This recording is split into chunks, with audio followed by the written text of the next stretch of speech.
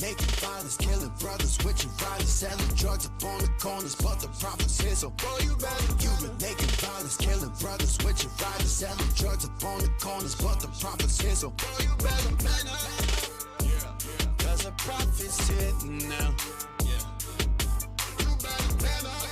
Hey, bring that out. Cause the profits here now.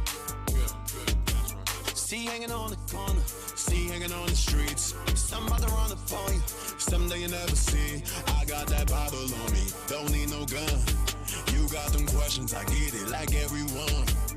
Looking like I come for war, even when I come in peace. 3 times I prayed to the Lord, 3 times I turn to the east. Pop out to the club, sipping on that cup. Everything you do, I done did and I gave it up.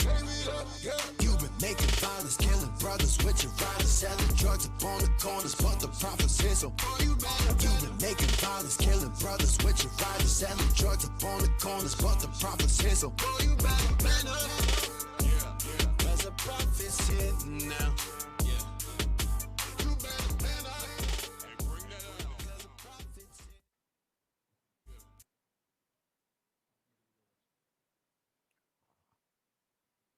I'm good. I'm up. All praise, all praise. Hey, shalom, Most High in Christ. Bless, Officer Jez, taking over for Captain Joel, Man Up Mondays. Man Up Mondays. All right, it's always a pleasure and honor to cover for the captain. So, all praises. So, last couple of classes I pretty much did a series. I'm pretty much doing a series, with our persecution for keeping God's laws in captivity. All right, so if you can remember, I did what? I went through Assyria, went through the Syrian captivity, I went through the Babylonian captivity, I went through Persian, and I went through Greek, and then I came up to the Roman captivity, showing that we suffered the same persecutions over and over again, showing that the same rhetoric, it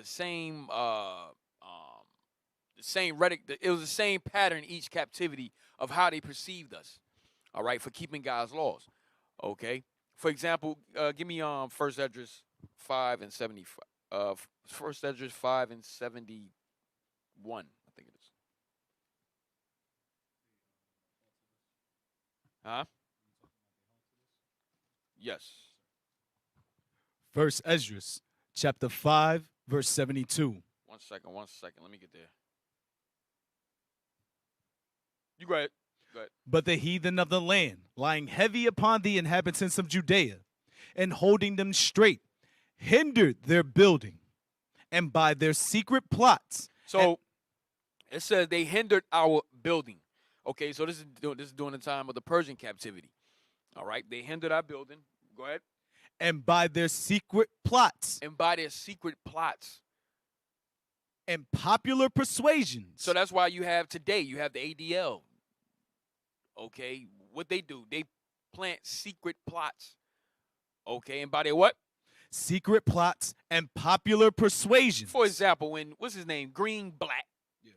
That demon, when he went on to Breakfast Club, okay, and then he spilled this rhetoric about us killing some so-called Jews or whatever the case was, okay, that was a popular persuasion to persuade the minds of our people.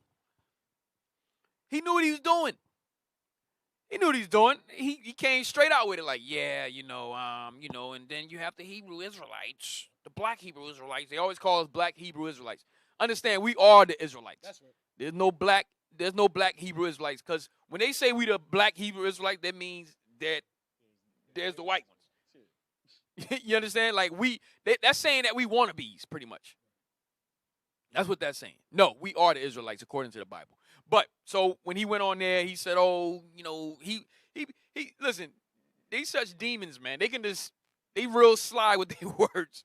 He just came straight out with it, like, yeah, the black Hebrew Israelites, what happened, they killed when they killed so and so, and then he kind of like switched it. I don't know. He kind of like said it, and then went somewhere else and left it there. It was crazy how he did it. But if you were paying attention, you would have caught it like, yo, come on. But the point was, read that again. And by their secret plots and popular persuasions and commotions, they hindered the finishing of the building all the time that King Cyrus lived. Right. So that was creating a popular persuasion, okay? And there's no other place to create popular persuasions today than social media. Social media is the is the Satan of popular persuasions, all right? Because why? You can just throw something out there, our people believe it. Our people will believe it. And that's what he was doing. Why? Because the Breakfast Club is what? It's majority our people. Blacks and Hispanics that look at the Breakfast Club. So he knew what he was doing, man. They brought him on. He said, "Look, I'm going to create a popular persuasion against them, against the Israelites." All right, read that again. And by their secret plots and popular persuasions and commotions, they hindered the finishing of the building all the time that King Cyrus lived. So they were hindered from building for the space of 2 years until the reign of Darius. And understand, white man, Esau, you're not going to hinder anything of God. All right? You're not going to hinder anything, no matter what you try to do. Okay? You can put us to death, whatever you're going to do, all right? But you're not going to hinder this. Okay? Because it's of God. All right? From there. Now, I brought it up to Rome, the persecutions up to Rome. Now, I showed go back to 2 Peter's 1:13. About Peter's 2 Peter's 1:13. Peter was talking about his death? Yes. And give me the book. We're going to do a lot of reading tonight. Me pulling a couple of books tonight. So give me 2 Peter's 1:13, and then give me Caesar and Christ, page 578. All right. Because I know we mention it. We always mention how Peter died, but we're going to show you the evidence of the history of him dying. Of how he died, him and his wife. All right, read that. 2 Peter chapter 1, verse 13. Yea, I think it meet, as long as I am in this tabernacle, to stir you up by putting you in remembrance, knowing that shortly I must put off this my tabernacle, even as our Lord Jesus Christ hath showed me. Right, so this is tabernacles. He's referring to his body. Go ahead. Moreover, I will endeavor that ye may be able after my decease to have these things always in remembrance. Right. So what is he referring to? He said after the death that the Lord Jesus Christ showed him back in what? Back in John 21:18. You don't have to get it. But that's what he's referring to. All right. Now, give me the page.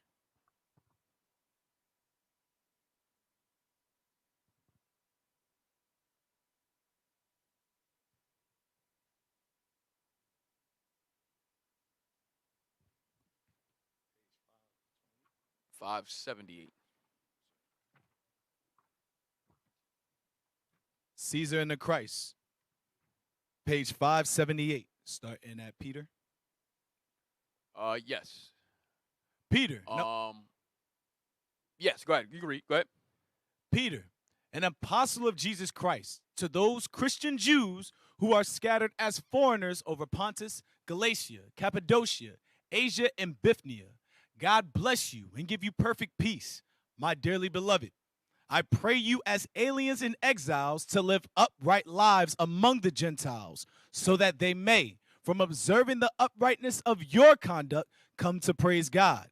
Submit to all human authority for the master's sake. Live like free men, but do not make your freedom an excuse for wrongdoing. Servants, be submissive to your masters. Jump down. Hey, I want you to see something. Hey, go back up. Give me go to 1 Peter's. Go to 1 Peter's.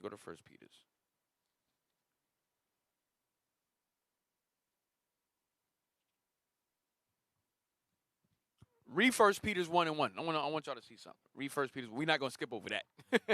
I ain't gonna skip over that. 1 Peter's 1:1. 1 Peter chapter 1, verse 1. Peter, an apostle of Jesus Christ, to the strangers scattered throughout Pontus, Galatia, Cappadocia, Asia, and Bithynia. Read. Elect according to the foreknowledge of God, the Father. So Peter said, an apostle of Jesus Christ to the strangers. Here he says to the strangers. All right, to the strangers scattered throughout Pontus, Galatia, Cappadocia, Asia, and Bithynia. Now, watch this. Now, we know verse 2, it says, how do you know he's talking about the Israelites? How do you know he's referring to us? In verse 2, he says, elect according to the foreknowledge of God the Father through sanctification. Okay, so how do we know that? What's the clue in verse 2? The elect. The elect. Okay, give me Isaiah 45 and 5. Read that. Isaiah chapter 45, verse 4. For Jacob, my servant's sake, and Israel mine elect. And Israel my what? Elect. Read. I have even called thee by thy name. I have surnamed thee, though thou hast not known me. Right. Now, so when you go back to 1 Peter's chapter 1 and read verse 1 again.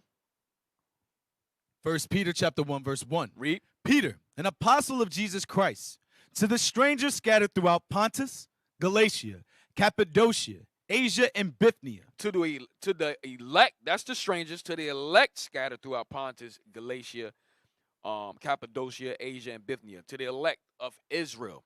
Now, let's go back to the book real quick. Go back up. Go back up. We're not going to go past that. Go back up. Now, watch what the scholars know. Read that. Peter, an apostle of Jesus Christ, to those Christian Jews. To those who? Christian Jews. You see that? To those Christian Jews. So they know. It's Christianity that's got our people jacked up in their brain and thinking this is talking about everybody. Oh, the strangers is the Gentile. It's everybody now. No. Peter, an apostle of Jesus Christ, to those Christian Jews. Read on. Who are scattered as foreigners over Pontus, Galatia, Cappadocia, Asia, and Bithynia. You see that? To those Christian Jews. So Peter was talking to the Jews, the Israelites, and Pontus. It's simple. Pontus, Galatia, Cappadocia, Asia, and Bithynia. The elect. All right? The elect. Read on. God bless you and give you perfect peace, my dearly beloved. I pray you as aliens and exiles to live upright lives among the Gentiles, so that they may, from observing the uprightness of your conduct, come to praise God. Submit to all human authority for the master's sake. Right. Jump down. Let's go to the point. Right here. We do not know. We do not know when and by what stages Peter made his way to Rome.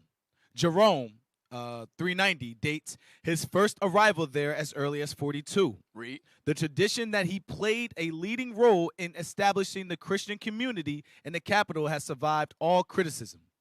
Lactantius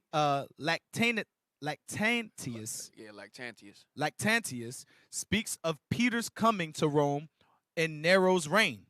Read. Probably the apostle visited the city on diverse occasions. So they saying Peter most likely went to Rome on different occasions. Go ahead. He, and Paul in prison labored as rivals to win converts there. Right. So while Peter was free, he was able to move. They saying that went there, and while Paul was in prison there, they was able to win over our people, converts to repentance. Go ahead. Until both of them suffered martyrdom, perhaps in the same year 64. Now, I went over this last week. The year 64 was the fire that Nero created. Nero created that demon, created that fire in Rome. Okay, and then he wanted to get the blame off himself. What they do? They blamed us. Now, at that time, when that fire went down, and everybody knew it was him, but he took the blame off himself, and he blamed it on the Christians, which were Israelites, which was us at the time, that was keeping God's laws. They called us Christians. Okay, so what happened was when they blamed us, that put the spotlight on us at that time. All right, during his reign, that put the spotlight on us in Rome.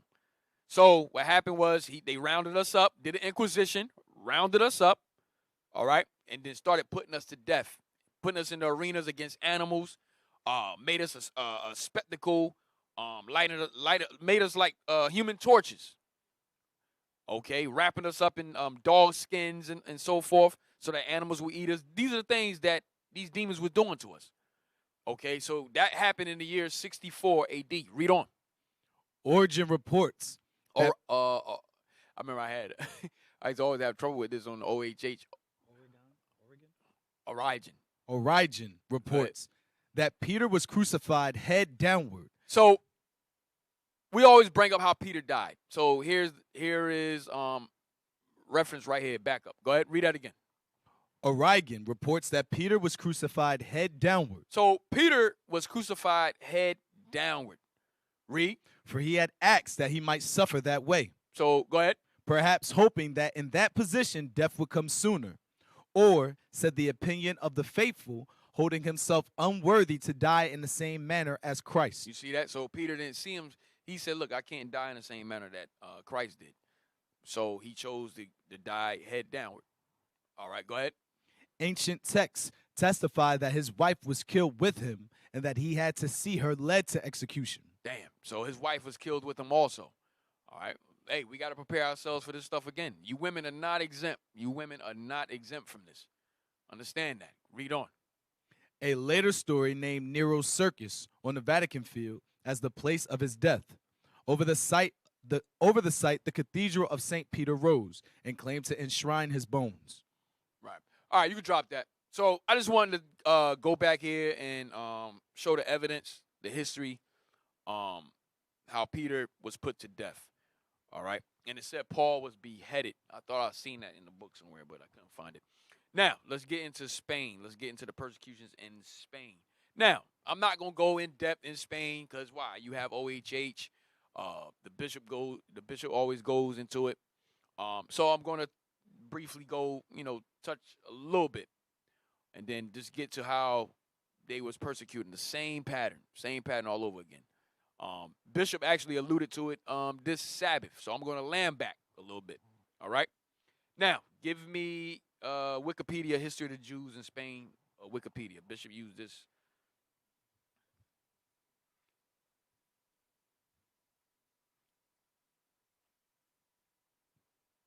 Do I want that?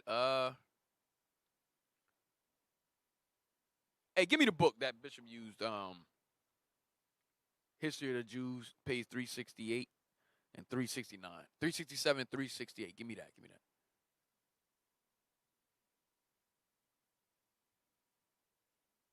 Yeah, blow that up.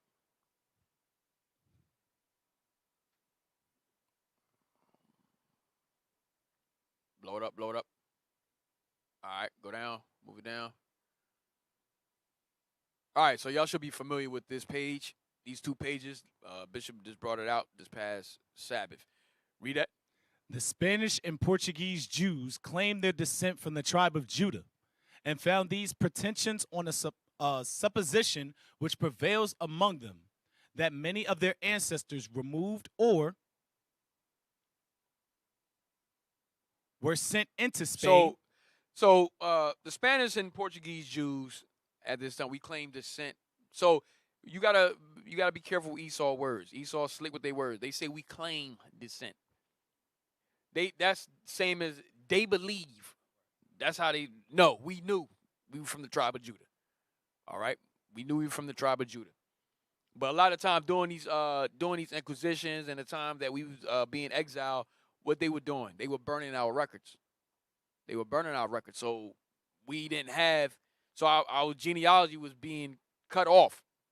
But we still knew we were from the tribe of Judah. All right, go ahead, read on.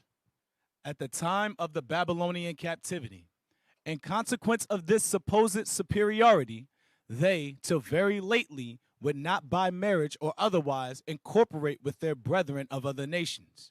They had separate synagogues, and if a Portuguese Jew, even in England or Holland, we always separated ourselves from the other nations. It says, in consequence of this supposed superiority, they, till very lately, would not by marriage or otherwise incorporate their brethren of other nations. Incorporate with their brethren of other nations. Go ahead. They had separate synagogues. And if a Portuguese Jew, even in England or Holland, married a German Jewess, he was immediately expelled from the synagogue, deprived of every civil and ecclesiastical right, and ejected from the body of the nation. Right. You could drop that. Now, let's get some color. It said the Spanish and Portuguese Jews. Give me the book, Nature Knows No Color Line. Nature Knows No Color Line. Very good book. Everybody should have this book by now. It's by J.A.R. Rogers, one of my favorite scholars. blow that up.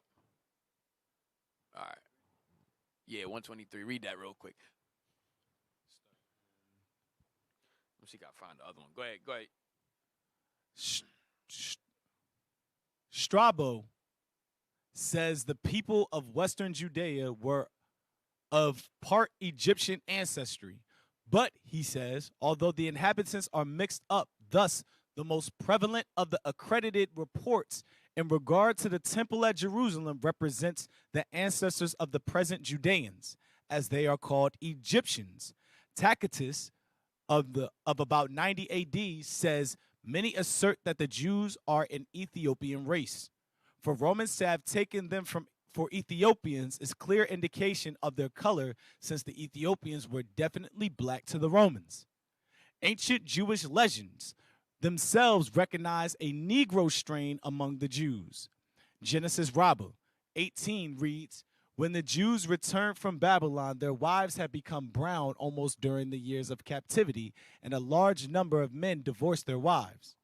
The divorced women probably married black men, which would to some extent account for the existence of black Jews. Solomon loved a black Shulamite, and his Song of Songs was written to her. She was black but comely and burnt by the sun. Right, here's the point. This is what I wanted. Waite says an interesting gradation. So, interesting gradation. Go ahead. Of all shades down to the black is exhibited by the Jews. Different colors, different shades of brown. Different shades of brown.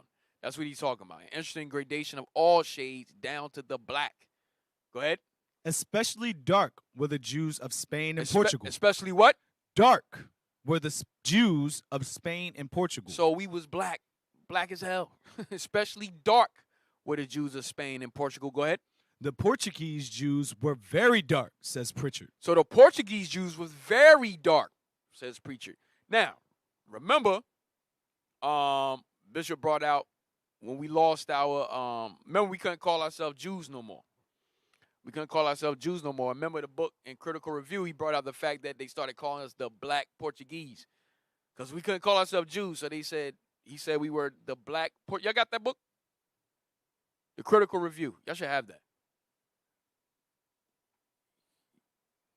I think we had used that before. Y'all should have the Critical Review. Y'all might have it, might not.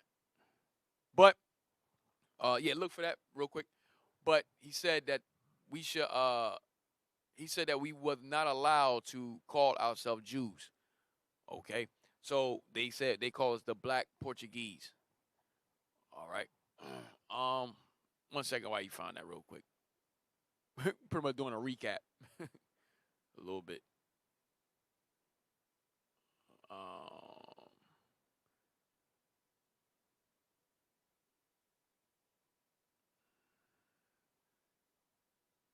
The black Portuguese. You got it? It's right there. Yeah. Nah, just the one. Just the one. Yup. 1 second, Israel.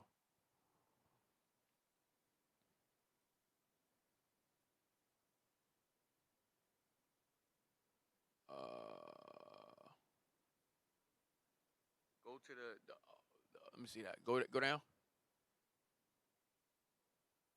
All right, cool. All right, start from the top. All right, so Bishop, y'all familiar with all this. I'm pretty much, like I said, I'm laying back off a leadership class a little bit. Read that.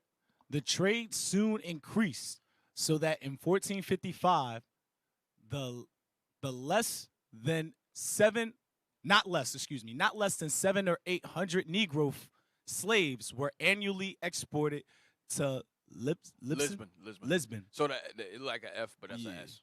Go ahead. At length, the Portuguese in 1471 discovered the Gold Coast, and talk about Esau. Go ahead. And ever since, the intercourse between Portugal and Guinea was continued. Jump down to the discovery of. The discovery of the Gold Coast served indeed yet more to enlarge the sphere of the navigation of the Portuguese than their slave trade, but it forced them also to extend themselves on the coast and to settle colonies in Congo, Angola, and other places which they had till then neglected.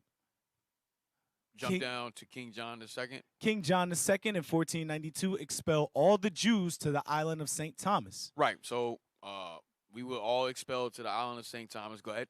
Which had been discovered in 1471 Mm-hmm. and to other Portuguese settlements on the continent of Africa. Read. And from there, banished Jews. And from these. Oh, excuse me. And from these banished Jews. From those of us that were expelled in 1492 and sent to the island of St. Thomas. Go ahead. The black Portuguese, as they are called. Why? Remember Bishop brought out the fact that we couldn't call ourselves Jews. We couldn't profess ourselves to be Jews anymore. We weren't allowed to call ourselves Jews. So now we were being called what? The black Portuguese. Letting you know what? We were black. The Jews were black. Go ahead. And the Jews in Loango. And the Jews in Loango. Go ahead. Who are despised. Thank you. And by the very Negroes. Despised even by the very Negroes. Why? Because we the same people. That's why he said even by the very Negroes. Go ahead. Are descended. Same people. Okay, one of us keeping God's laws, the others is demons in idolatry and hating hating us that keeping God's laws, just like today. All right. All right, you could drop that. From there. Now, give me the history of the Jews in Spain, Wikipedia.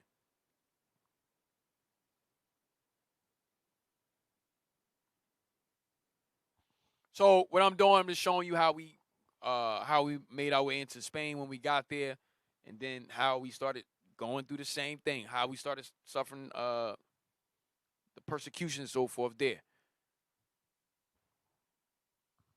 History of the Jews in Spain. Go down. So we wanted to get to the point of some of this.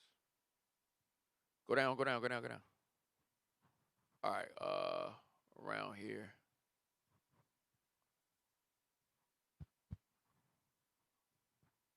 Start right there. The Spanish Jew, Moses de Leon. The Spanish Jew, Moses de Leon, mentioned a tradition concerning the first Jewish exiles, saying that the vast majority of the first exiles driven away from the land of Israel during the Babylonian captivity. So, once again, this is a known fact that we were exiled during the Babylonian captivity into Spain. Okay? So, we were exiled during the Babylonian captivity into Spain. Now, I'm gonna show you another book. Now, there's a couple of different exiles we're gonna see here, but there's another book like I'll get that soon. Let's read on. I don't want to jump the gun. Let's read on. During the Babylonian captivity, refused to return, for they had seen that the second temple would be destroyed like the first. So, it says the Spanish Jew Moses de Leon mentioned a tradition concerning the first Jewish exile, saying that the vast majority of the first exile driven away from the land of Israel during the Babylonian captivity refused to return.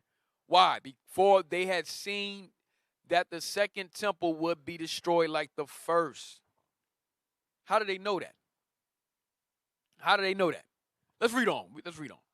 Go ahead. Yet another teaching passed down later by Moshe ben Makir in the 16th century, explicitly stated that Jews had lived in Spain since the destruction of the first temple.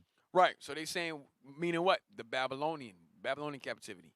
All right. But it says that they knew that the second temple will be destroyed like the first.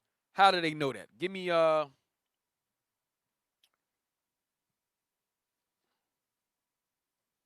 Daniel 9.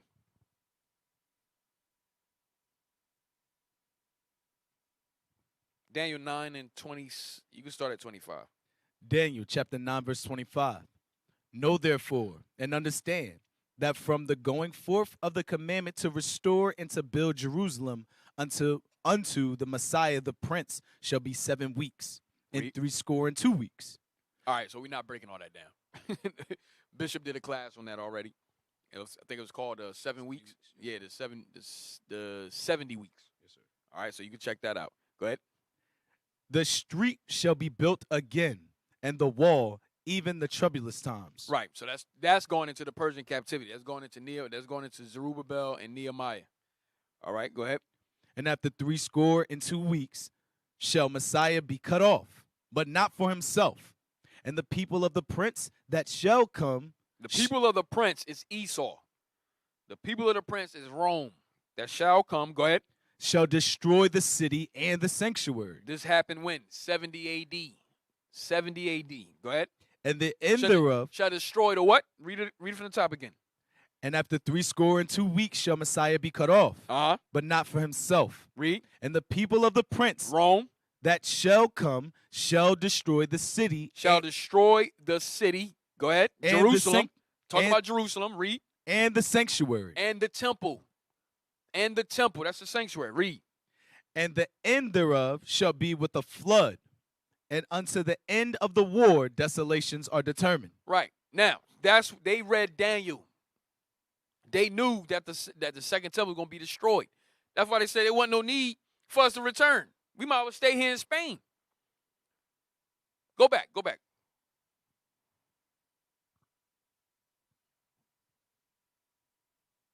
the Spanish Jew again? Yeah, start from the top again.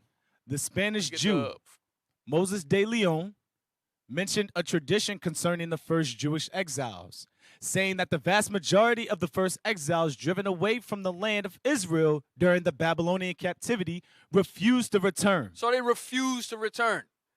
And as you read on, we're going to see how they was invited to come back. Go ahead. For they had seen that the second temple would be destroyed like the first. Where did they see that at? The book of Daniel. Daniel chapter 9, verse 26. That's where they seen that at. That's where they read it.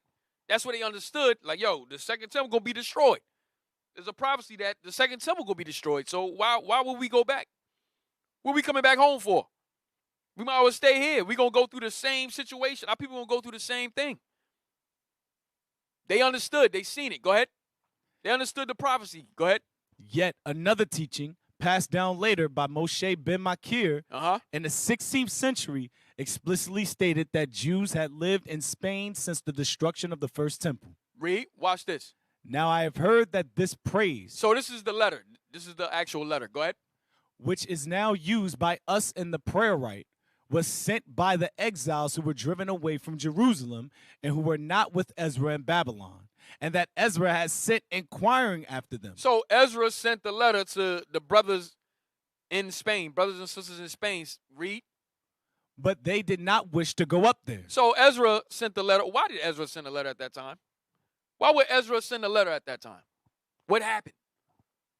What happened for Ezra to send a letter to us that was exiled from the Babylonian captivity that was in Spain?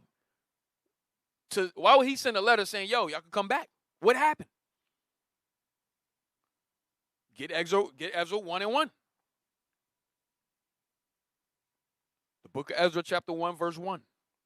Ezra, chapter 1, verse 1.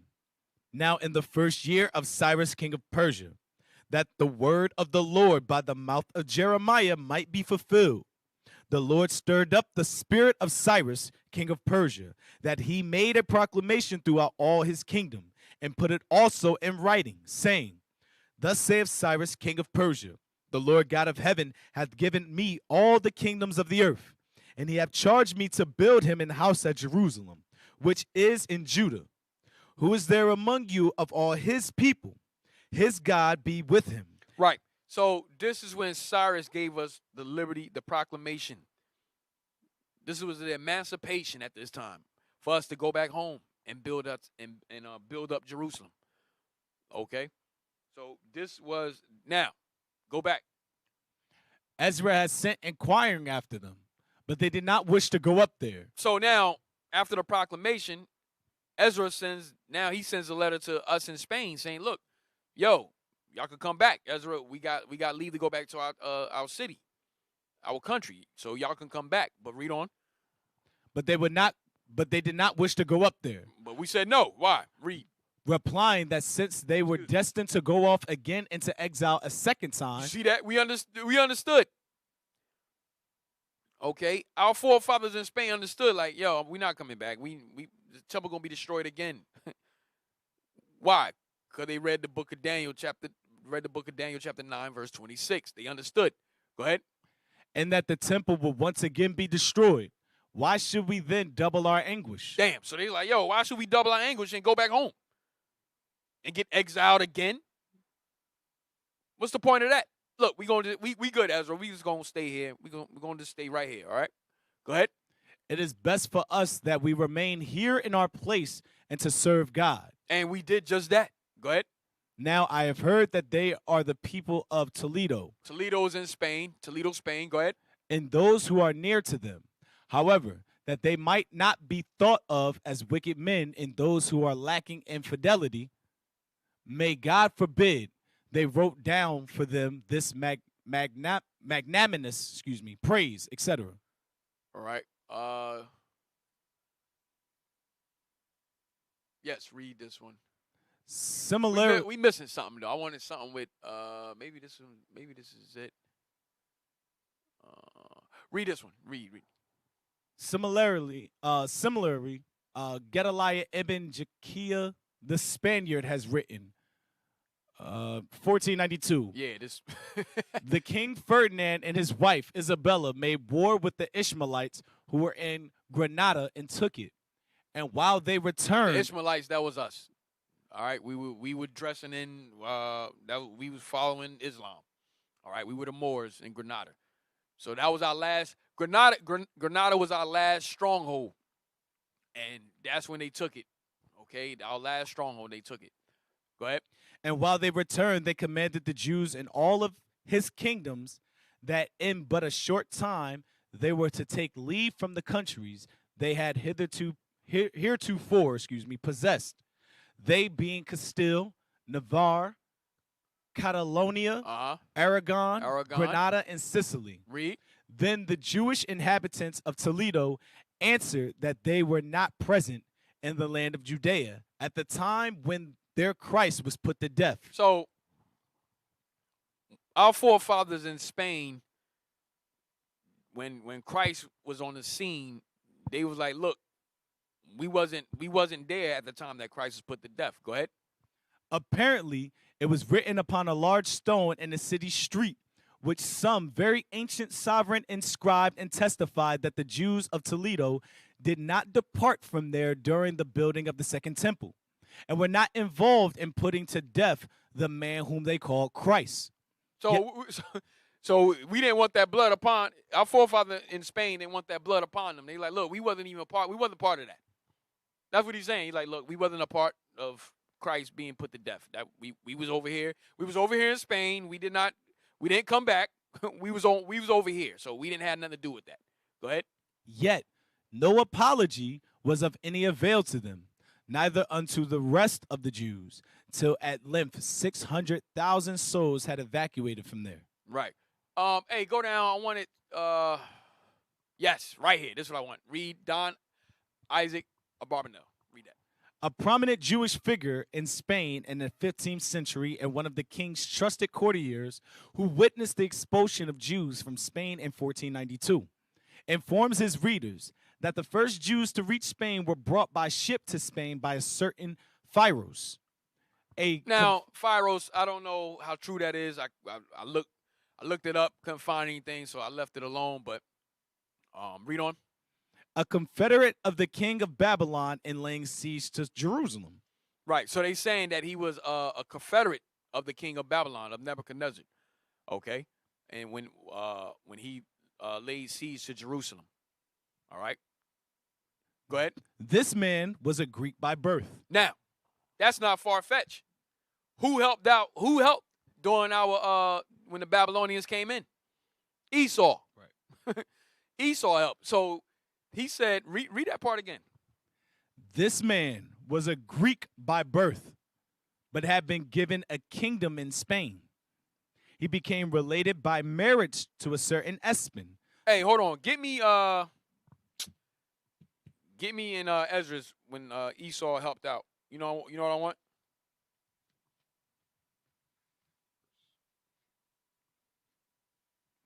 So there could be some truth behind that. Right here, 4:45. Yeah, read that. Let me see. That what I want? First Ezra chapter 4, verse 45. Let me get it. 1 second. Talking about the Edomites burning the temple? Yes. Yes, sir. Thou also hast vowed to build up the temple, which the Edomites burned when Judea was made desolate by the Chaldees. You see that? Read that again. Where you at? First Ezra chapter 4, verse 45. Okay. Read it again. Thou also hast vowed to build up the temple, which the Edomites burned when Judea was made desolate by the Chaldees. You see that? Which, it says, thou also hast vowed to build up the temple which the Edomites burned when Judea was made desolate by the Chaldees. You see that? Letting you know Esau was confederate with them. So that's why I said it's not far-fetched. It's not far-fetched. They was confederate with Babylon. Remember, the Most High called them the daughter of Babylon. They're the daughter of Babylon. All right? Give me where they took our cities. Verse 50. Verse 50. And that all the country which they hold should be free without tribute, and that the Edomites should give over the villages of the Jews which then they held. You see that? So Esau, every time they would help out, we kick us out and then take over. That's how they get down, man. They would take over. Just like where they occupy right now. They occupying our land once again right now. We get kicked out the land, they coming in. They setting up. Same thing right here. They did the same exact thing during the Babylonian captivity. Okay? They helped get us out of there, burn our temple, and then what? They set themselves up in our land. They doing it right now. Same thing. Same people. Same race. Right? Read that again. And that all the country which they hold should be free without tribute, and that the Edomites should give over the villages of the Jews which then they held. Right. Give me Psalms 137. Psalm 137. Psalm chapter 137 and verse 7.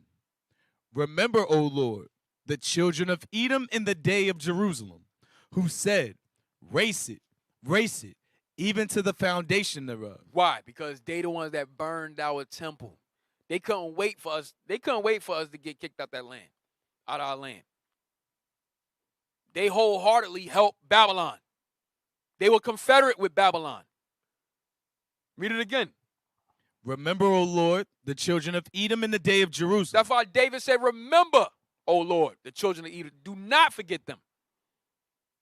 Read. Who said, race it, even to the foundation thereof. O daughter of Babylon. O daughter of who? Babylon. O daughter of Babylon. Read. Who art to be destroyed. Happy shall he be that rewardeth thee as thou hast served us. Right. Happy shall he be that taketh and dasheth thy little ones against the stones. That's not yet, all right? That's not yet. That's in the kingdom. Give me Ezekiel 35. Ezekiel 35 and 6. Ezekiel chapter 35, verse 6. Therefore, as I live, saith the Lord God. That verse 5. Yes, sir. Verse 5. Because thou hast had a perpetual hatred, and hast shed the blood of the children of Israel by the force of the sword, in the time of their calamity, in the time that their iniquity had an end. Read. Therefore, as I live, saith the Lord God, I will prepare thee unto blood, and blood shall pursue thee. And blood shall pursue them. Read. Sith thou hast not hated blood, even blood shall pursue thee. Even blood shall pursue them. Since they have not hated blood. Why? Because they are violent people. Esau is a violent race of people. All right? It says, because thou hast had a perpetual hatred. Okay? Perpetual hatred. To this day, they still have the perpetual hatred. Through all our captivities, they had that perpetual hatred.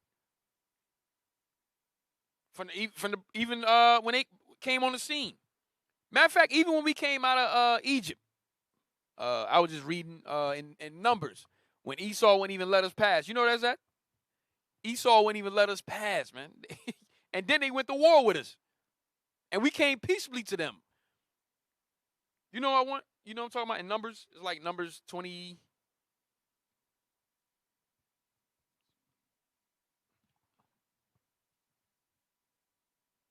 Hey, one second, Israel. Yep, I got you. You got me? Yep. Read that, Numbers. man. Numbers Watch chapter 20, verse 17. Let us pass, I pray thee, through thy country. Start. Where you at? verse 14. We can start at verse 14. Numbers what now? Numbers chapter 20 and verse 14. All right, read. And Moses sent messengers from Kadesh unto the king of Edom.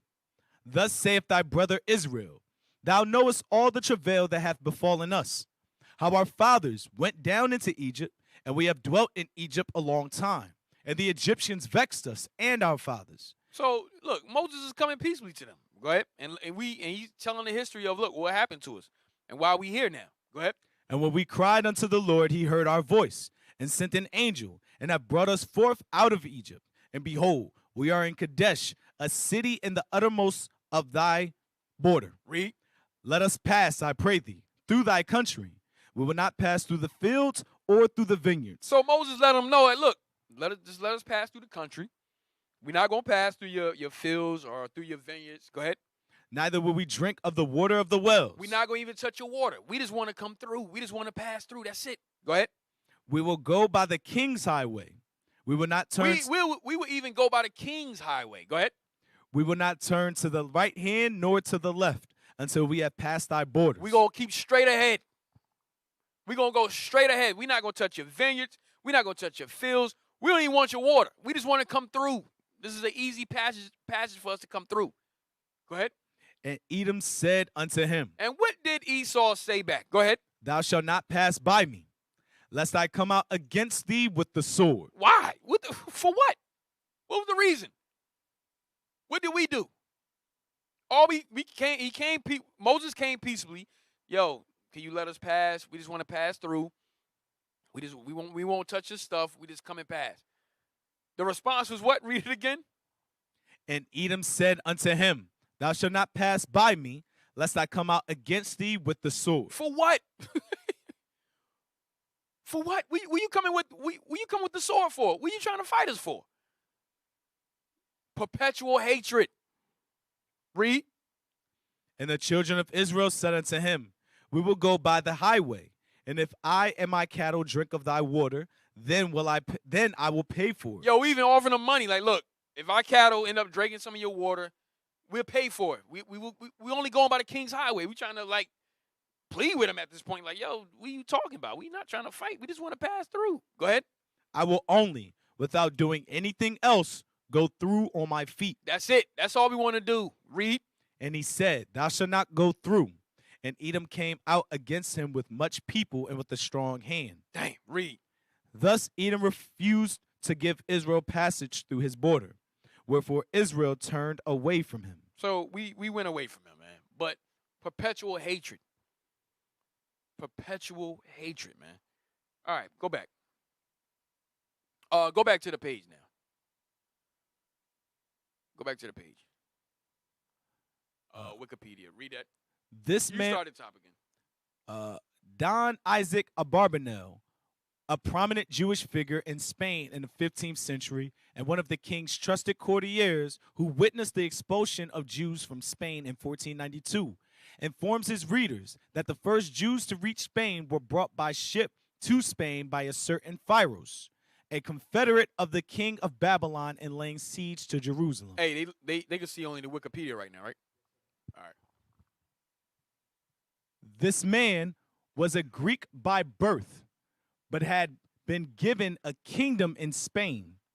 He became related by marriage to a certain Espin, the nephew of King Heracles, who had... Where you at? He became... Hey, I'm sorry. Go back. It says, Don Isaac Abarbanel, a prominent Jewish figure in Spain in the 15th century and one of the king's trusted courtiers, who witnessed the expulsion of the Jews from Spain in 1492, informs his readers that the first Jews to reach Spain were brought by ship to Spain by certain Pharos, a confederate of the king of Babylon, and laying siege to Jerusalem. Read. This man was a Greek by birth. You see that? He was an Edomite. So letting you know, he was the one that helped out when they burnt the temple. Read. But had been given So now we putting names now. Because, you know, the scriptures is abbreviated, so it says when the Edomites burnt the temple down, helped burn the temple. But here it says that the first Jews to reach Spain were brought by ship to Spain by certain pharaohs, a confederate, the king of Babylon, in laying siege to Jerusalem. Go ahead. This man was a Greek by birth, but had been given a kingdom in Spain. He became related by marriage to a certain Espin, the nephew of King Heracles, Read. who also ruled over a kingdom in Spain. This Heracles later renounced his throne because of his preference for his native country in Greece, leaving his kingdom to his nephew, Espin, from whom the country's name, España, Spain, derives. Read. The Jewish exiles transported there by the said pharaohs were descended by lineage from Judah. From who? From Judah. From Judah. Read on. Benjamin, Uh-huh. Simeon, Read. and Levi. All together. Always together. Read. And were, according to Abarbanel, settled in two distinct districts in southern Spain. One Andalusia, Andalusia. and the city of Lucina, Read. a city so called by the Jewish exiles that had come there. The second in the country around Toledo. Toledo. All right. Let me see if there's anything else I want out of here. Go down. All right, so this is out of Josephus. Go up.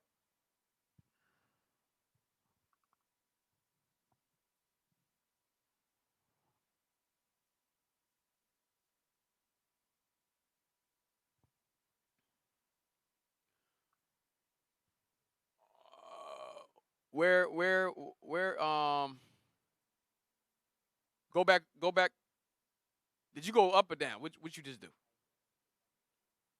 All right, go back down to right here. Stop. Go up now. Go up a little bit. All right, Hispania came under. Read that. Hispania.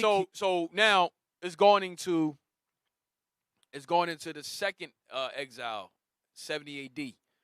All right, so we was over there 70 AD, and we're gonna show you that. And get that page ready for me with page 42 and 43. All right, go ahead. So I'm still going into how we got to Spain. That's what I'm dealing with. How we got to Spain. All right, go ahead. Hispania came under Roman control with the fall of Carthage after the Second Punic War. Exactly how soon after this time Jews made their way onto the scene is a matter of speculation. It is within the realm of possibility that they went there under the Romans as free men to take advantage of its rich resources and build enterprises there. These early arrivals would have been joined by those who had been enslaved by the Romans under Vespasian and Titus. So there was two factions of us that went to Spain during this exile, during 70 AD. So during the Roman captivity. So some of us willingly went over there to take upon the resources and so forth to build wealth. All right, and then another faction of us was enslaved and went there, and was sent there by Titus and Vespasian. All right, so read it again. Where you at? These early arrivals. Start there. These early arrivals would have been joined by those who had been enslaved by the Romans under Vespasian and Titus. Read. And dispersed to the extreme west during the period of the Jewish-Roman War, and especially after the defeat of Judea in 70 AD. The Jewish historian Josephus confirms that as early as 90 CE, there was already a Jewish diaspora in Europe, made up of the two tribes, Judah and Benjamin. It's a known fact. Known fact that Judah and Benjamin were there, and Levi. Go ahead. Thus he writes in his Antiquities. Read. There are but two tribes in Asia, Turkey, and Europe subject to the Romans, while the 10 tribes are beyond Euphrates till now and are an immense multitude. Okay. So he letting you know that, look, Judah and Benjamin and Levi were already in Spain, all right, already in Europe, okay, and remnants of the 10, all right, that stayed back. All right, you go down. Let me see if anything else I want. You can drop that. Give me the pages now.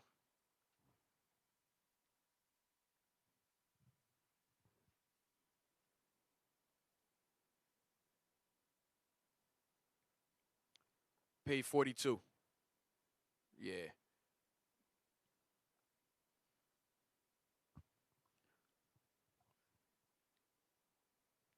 Start with the underliners. Hey, jump up. See where it says Spain seem. Highlight that Spain seem right there. Start there. Spain seemed to be destined by Providence to become a new center for the members of the dispersed race, where their spirit could revive, and to which they could point with pride. Read. The first settlement of the Jews is beautiful Hesperia, is buried is in beautiful Hesperia, is buried in dim obscurity. So Hesperia is Europe, Spain. Go ahead. It is certain that they went thither as early as the time of the Roman Republic as freemen to take advantage of the rich resources of this country. So we just read that, right? That we went there during the captivity. Went there to the Roman captivity to take advantage of what? The resources there. Okay. All right, go ahead. The victims of the unhappy insurrections under Vespasian, Titus, and Hadrian were also dispersed to the extreme west, and an exaggerated account relates that 80,000 of them were carried off to Spain as prisoners. So 80,000 of us was taken as prisoners. So, like I said, we read it in Wikipedia. This is where Wikipedia got it from. We took two factions of us. You had those of us during the Roman captivity, early in the Roman captivity, that went on our own to take advantage of the resources there. Okay. Then you had those of us that went that was sent there as prisoners. Okay. So give me, let me see. Give me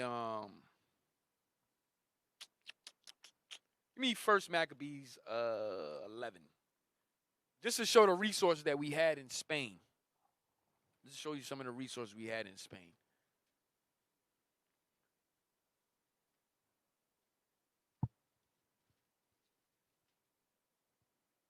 Hey, yeah, just get First Maccabees. You know what I want? 11:3. I'm sorry, I didn't give you the verse. First Maccabees chapter 11 and verse 3. That it? Let me see. Oh, I'm sorry, 8. We're wrong. 8 and 3. Yep. My bad. First Maccabees chapter Start at verse 1. You start verse 1. First Maccabees chapter 8 and verse 1. Now Judas had heard of the fame of the Romans, that they were mighty and valiant men, and such as would lovingly accept all that joined themselves unto them, and make a league of amity with all that came unto them, and that they were men of great valor. It was told him also of their wars and noble acts, which they had done among the Galatians, and how they had we brought this out on OHH. The Galatians are the Gauls. The Galatians, the Gauls, same people. All right. And remember, we brought out that they were from the tribe of Ephraim. All right. They were from Ephraim. The bulk of them were from Ephraim.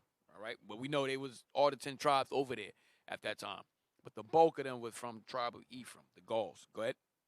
And how they had conquered them and brought them under tribute, and what they had done in the country of Spain for the winning of the mines of the silver and gold which is there. You see that? And what they had done in the country of Spain for the winning of the mines of the silver and gold which is there. So the resources.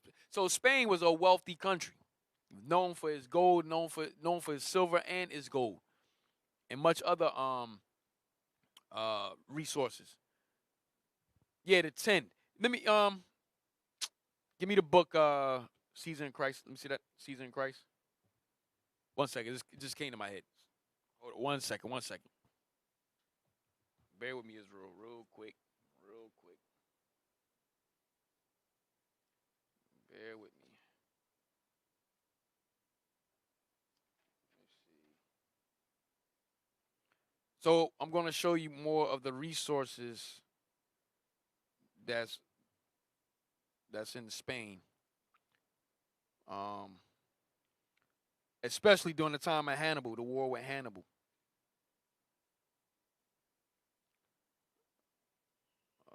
All right, yeah. Hey, get this for me, page 54. Be careful with the book.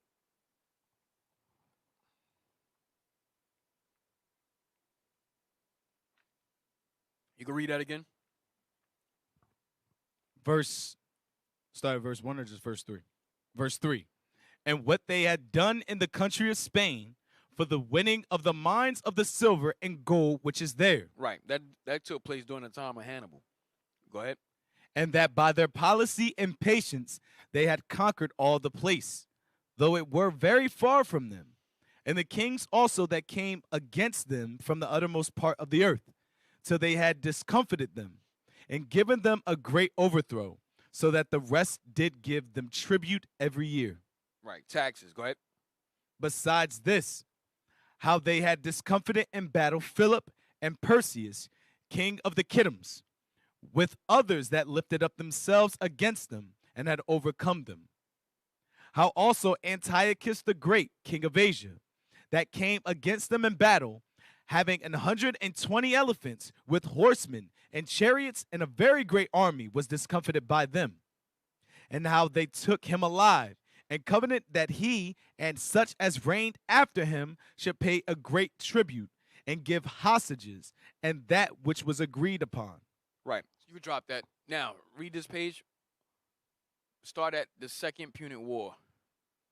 The Second Punic War. So remember, we're still dealing with the resources. Remember, it said that we went over there during the Roman Republic, during the Roman captivity,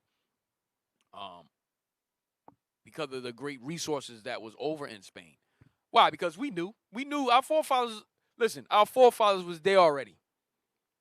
That's why we was able to go there, because we already had settlements there.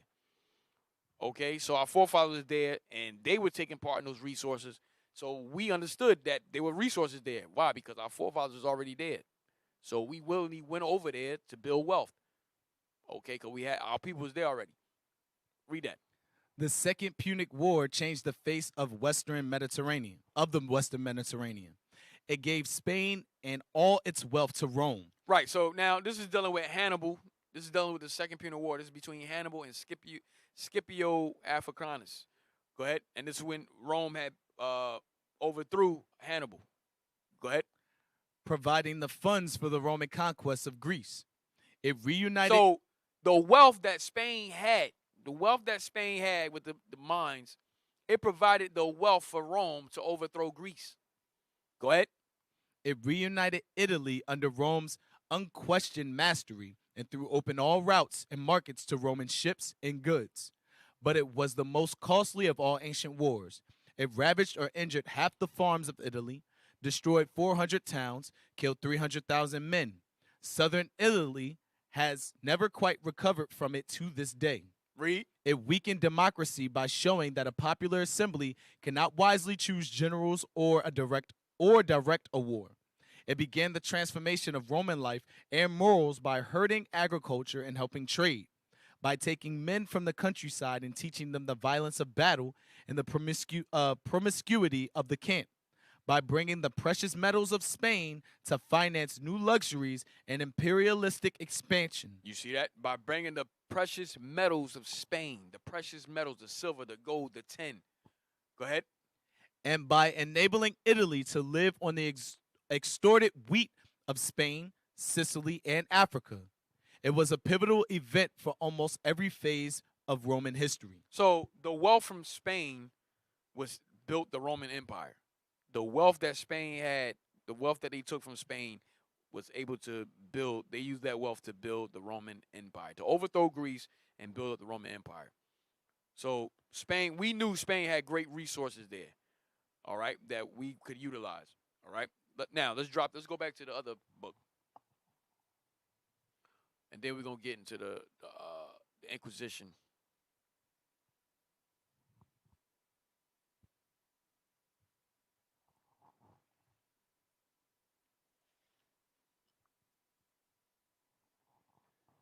Read that again. Read it over again. The victims of the unhappy insurrections under Vespasian, Titus, and Hadrian were also dispersed to the extreme west, and an exaggerated account relates that 80,000 of them were carried off to Spain as prisoners. They probably did not remain long in slavery. The sympathy of their free brethren undoubtedly hastened to ransom them, and thus fulfill the most important of the duties prescribed by Talmudical Judaism to its adherents. How Where you numerous at? It says, they probably did not remain long in slavery. The sympathy of their free brethren undoubtedly hastened to ransom them and thus fulfilled the most important of the duties prescribed by the Talmudical Judaism to its adherent. Go ahead. How numerously the Jews had settled in some parts of Spain is shown by the names which they conferred upon these localities. The city of Granada was called the city of the Jews in former times, on account of its being entirely inhabited by them. Right. So Granada was called the city of the Jews. All right. Go ahead. The same name was also borne by the ancient town of Tarragona before its conquest by the Arabs. In Cordova, there existed a Jewish gateway of ancient date, and near Saragossa, there was a fortress which at the time of the Arabs was called Ruta al-Jahud. In the neighborhood of Tortosa, a gravestone was found with both a Hebrew and a national name. This memorial was inscribed in 3 languages, Hebrew, Greek, and Latin. The Jews must therefore have Where you at? emigrated. It's the next page now, sir. Okay. Go ahead. Emigrated at an early period from a Greek district to the north of Spain and acquired the Latin language without forgetting that of the Holy Writings. Pride of ancestry, which was a characteristic of the Jews of this country, as of the other Spaniards, was not content with the fact that the Jewish colony in Spain had possessed the right of citizenship long before the Visigoths and other Germanic tribes had set their tyrannous iron foot in the land. You see that? Because why? We was there since the Babylonian captivity. And even prior. But there's a book that says even prior. We're going to get that too. It says even prior to that we was in Spain. All right? But we'll leave that. We'll get that soon. Go ahead. But desire to lay claim to even higher antiquity for it. The Spanish Jews maintained that they had been transported hither after the destruction of the temple by the Babylonian conqueror Nebuchadnezzar. Right, we read it already. Go ahead. Certain Jewish families, the Ibn Dauds and the Abarbanels, boasted descent from the royal house of David and maintained that their ancestors had been settled since time immemorial, partly to the district of Lucena and partly in the environs of Toledo and Seville. Right. So we knew, we had genealogy. We knew that we were descent from the royal house, from the tribe of Judah, the royal house of King David. We knew that. There was no claims, anything like that. We knew that. We had our genealogy. Go ahead. But Esau comes and do what? They destroy it. Go ahead. The numerous Spanish Jewish family of Nasi also traced back its pedigree to King David and proved it by means of genealogical table and seals. Right. So we had a genealogical. You about to have me saying a genealogical table and seals. We had these things. We had our records with us. Wherever we went, we kept our records. We understood our genealogy. All right. Go ahead. The family of the Ibn. We kept a detailed record of our genealogy. That's how we got down. All right. Go ahead. The family of the Ibn al-Balias. Because we took pride in our ancestors. That's why. We took pride in our ancestors. Go ahead. Was more modest and dated its immigration only from the destruction of the Second Temple. Read. A family tradition runs to the effect that the Roman governor of Spain begged the conqueror of Jerusalem to send him some noble families from the capital of Judea, and that Titus complied with his request. Among those thus transported was a man named Baruch, who excelled in the art of weaving curtains for the temple. Right. All right, so you can drop that. So, showing you how we got into Spain. Okay, that's all I've been showing you up to this point, how we got into Spain. All right, it's a known fact that that's how we got into Spain. Through the Babylonian captivity and through 70 AD. And for those of us also that went because of for the resources that was there. All right. Hey, give me the other book. Like I said, you're gonna be doing a lot of reading. Give me the other book, History of the Jews, Solomon Grayzel. Page 295. Hey, y'all got those pages for me for the Spanish Inquisition? Huh? All right. I just need a few. Need a few.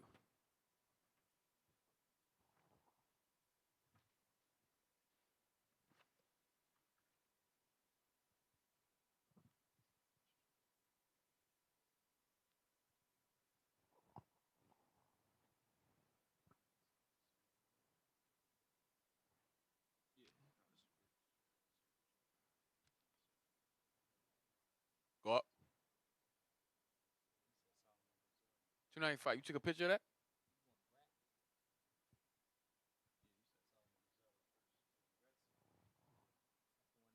Oh man, I ain't bring it. Yeah, that's why. Yeah, I ain't bring it. All right. Hey, y'all give me Romans 15:24.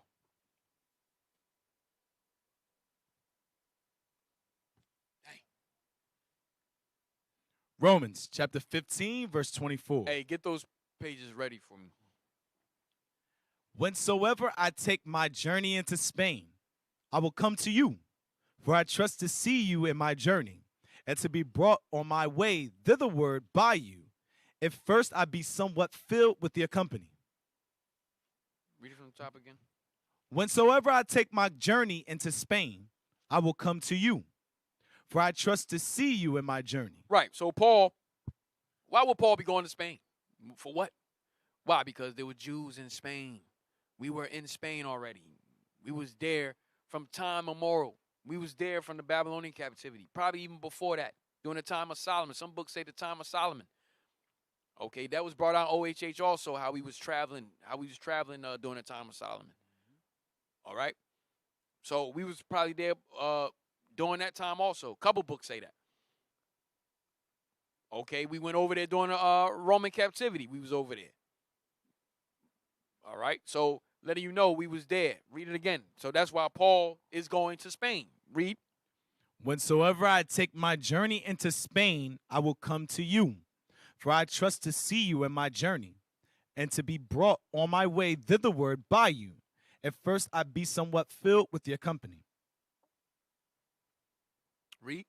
But now I go unto Jerusalem to minister unto the saints. For it hath pleased them of Macedonia and Achaia to make a certain contribution for the poor saints which are at Jerusalem. Read verse 28. Verse 28. You said read to it or jump to it? No, read verse 28. Yes, sir. Bishop brought this out this past Sabbath. Go ahead. It hath pleased them verily, and their debtors they are. For if the Gentiles have been made partakers of their spiritual things, their duty is also to minister unto them in carnal things. When therefore I have performed this, and have sealed to them this fruit, I will come by you into Spain. You see that? So Paul was going to go to Spain. Paul was going to Spain. All right? He was going to Spain. All right? And it's also known fact that he did go to Spain. We see there's a couple of books that show that Paul did go into Spain. All right? Just like he said. Now we're going to jump into the persecutions that was befalling us in Spain, all right, known as the Spanish Inquisition. Now, I'm not going to go too heavy into it. I just wanted to show you the same pattern that was going on with us from all the captivities that we had, that we went through. Okay, like I said, you can go to Bishop brings it out on Shout Out Tuesdays. You can check it out definitely check it out also on OHH. All right, so I'm not going to go too in depth in the Inquisition.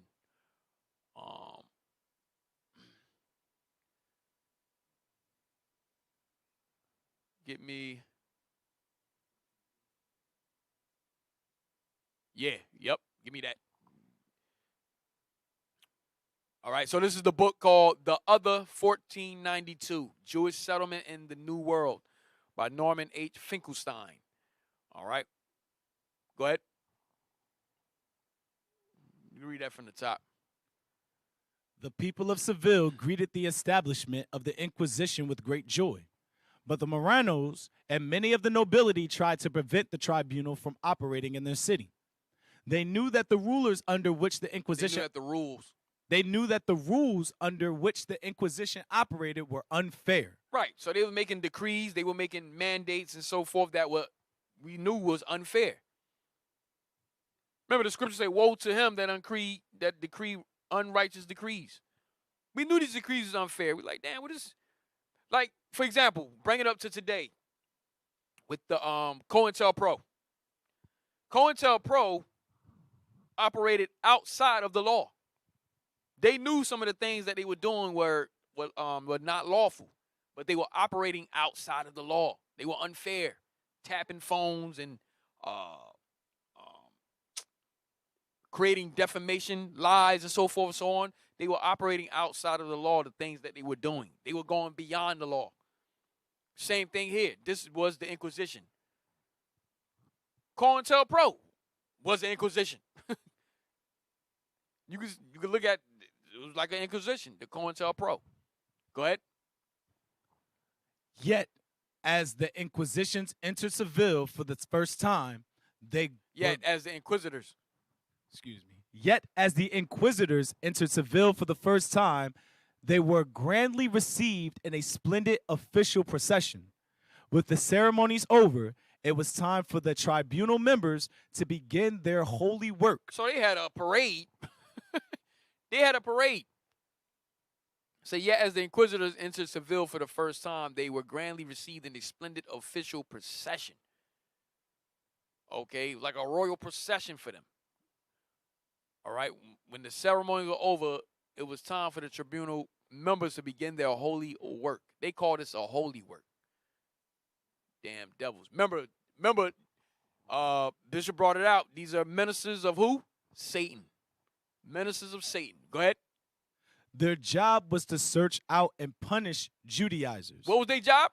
To search out and punish Judaizers. So the Inquisitor's job was to search out and punish Judaizers, keeping God's laws. That's who they were punishing. Go ahead. Those who showed even the slightest sign of supporting or observing a Jewish law, custom, or tradition. That was their job. That's what they were set up for. That's what they were making the Inquisition. They would come, they would make an Inquisition. They would even make an Inquisition, get informants to rat you out that you were keeping God's laws. Read on. The Inquisitors began by setting a trap. They invited any guilty Marrano to come forward and confess with no fear of punishment. You see that? You see what happened? They invited any guilty Marrano, to come forward and confess with no fear of punishment.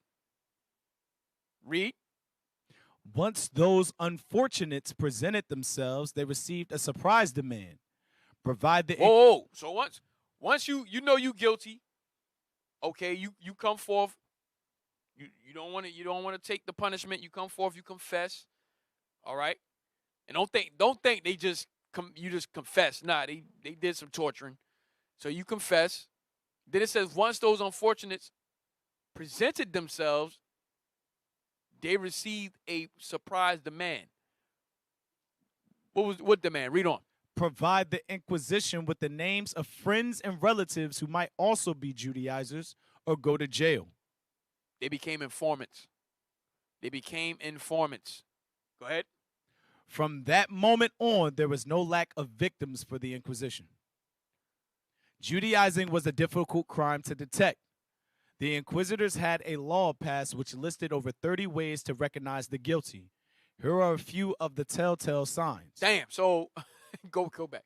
Judaizing was a difficult crime to detect. The Inquisitors had a law passed which listed over 30 ways to recognize the guilty. Here are a few of the telltale signs. Read on. Celebrating the Sabbath by wearing a clean shirt, not lighting a fire, or not working. So celebrating the Sabbath by wearing a clean shirt, not lighting a fire, or not working. Okay, remember, these are the laws. This is how they recognize that we was keeping God's laws. Go ahead. Eating meat during Lent, a Christian period of fasting. 3. Not eating or drinking on the Jewish Day of Atonement. Right, the Day of Atonement. So we couldn't celebrate the Day of Atonement. Go ahead. Washing hands before praying. Go ahead. Blessing a cup of wine before eating. Read. Not eating pork. Not eating pork. So if they seen you not eating pork, they like, yo, why this dude ain't eating? There's something up with him. They make an inquisition. That was a law. Well, these were the telltale signs that they had of telling whether we was keeping God's laws. Go ahead. Giving Old Testament names to children. Giving Old Testament names, we do that too. We do that today too. Go ahead. That's it. Give me next page. Excuse me. Give me second Maccabees. Give me second Maccabees. No, give me first Maccabees. 141. Let me see. Hold on.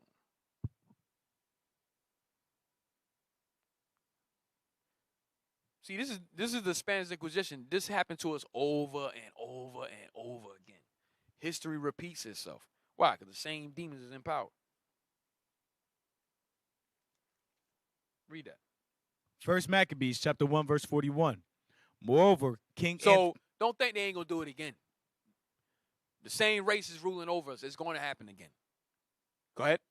Moreover, King Antiochus wrote to his whole kingdom that all should be one people, and everyone should leave his laws. So all the heathen agreed according to the commandment of the king.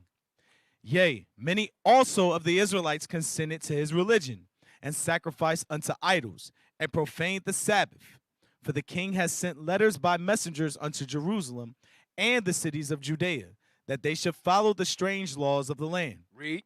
And forbid burnt offerings and sacrifice and drink offerings in the temple, and that they should profane the Sabbaths and festival days. You see that? And forbid burnt offerings and sacrifice and drink offerings in the temple, and that they should profane the Sabbaths and festival days. Go ahead. And pollute the sanctuary and holy people. Read. Set up altars and groves, Churches. Go ahead. and chapels of idols, and sacrifice swine's flesh and unclean beasts. Your chapels of idols is Caesar Borgia. Your chapel of idols is that what's the cathedral,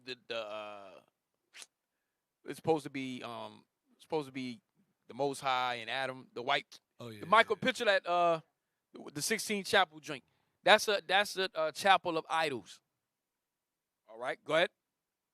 That they should also leave their children uncircumcised, and make their souls abominable with all manner of uncleanness and profanation, to the end that they might forget the law and change all the ordinances. You see that? The whole point was for us to forget the law and change all the ordinances.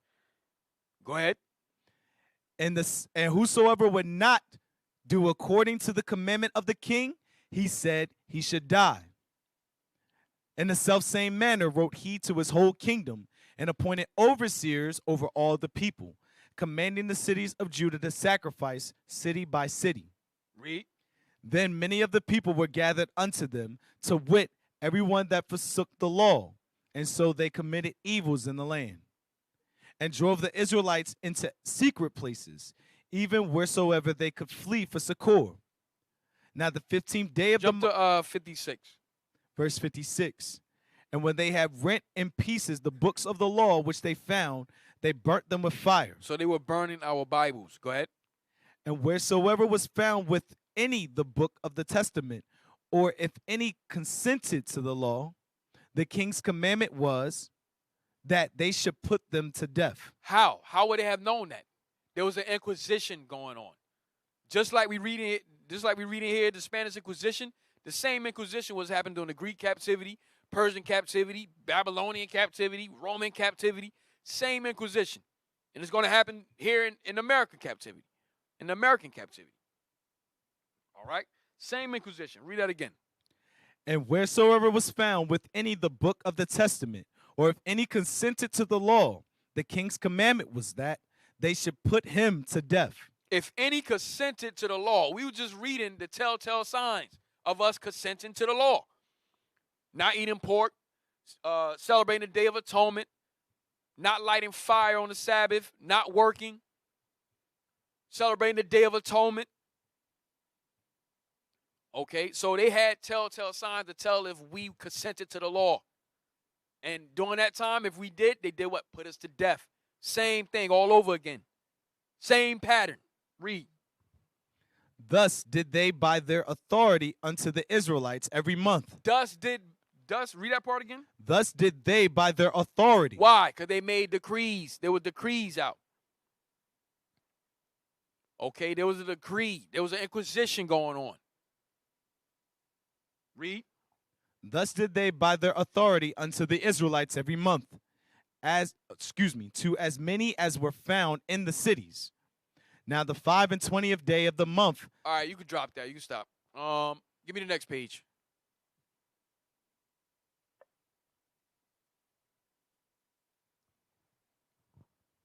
A very different spirit was displayed by his countryman Agostino Giustiniani. Yeah. The learned bishop of Nebbio,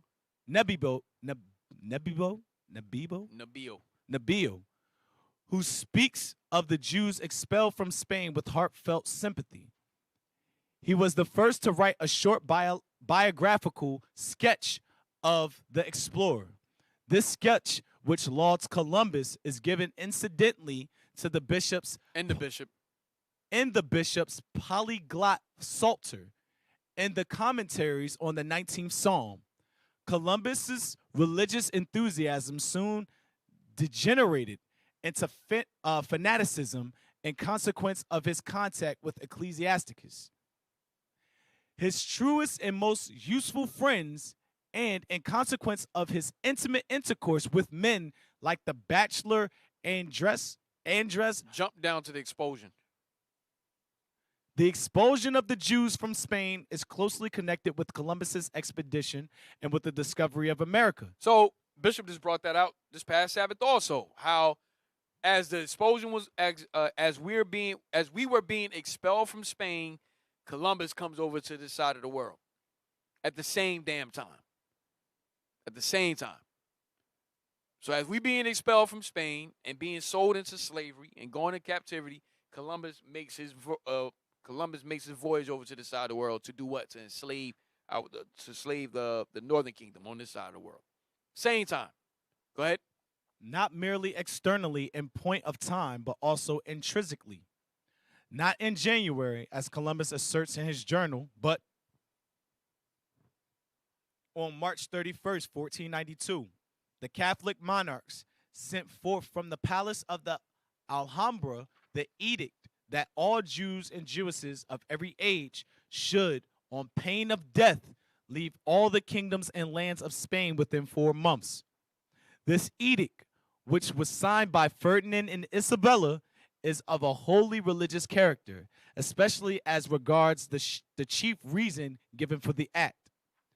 The reason given is that in spite of the incessant and most energetic efforts of the Inquisition, the Marranos were beguiled by those who adhered to Judaism to return to their old faith, and that this greatly imperiled the Catholic religion.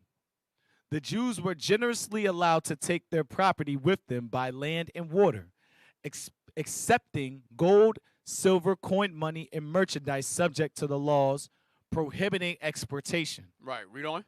They could thus take with them only such articles as could be freely exported. Read.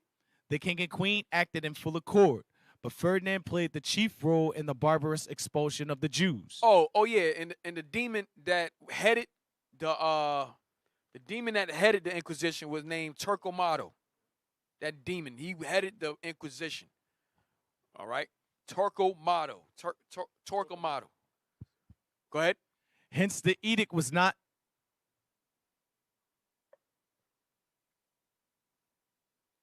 signed by the Castilian Secretary of State, Gaspar Grigio, but by the Secretary of State of Aragon, Juan de Coloma, an old confidant of the king.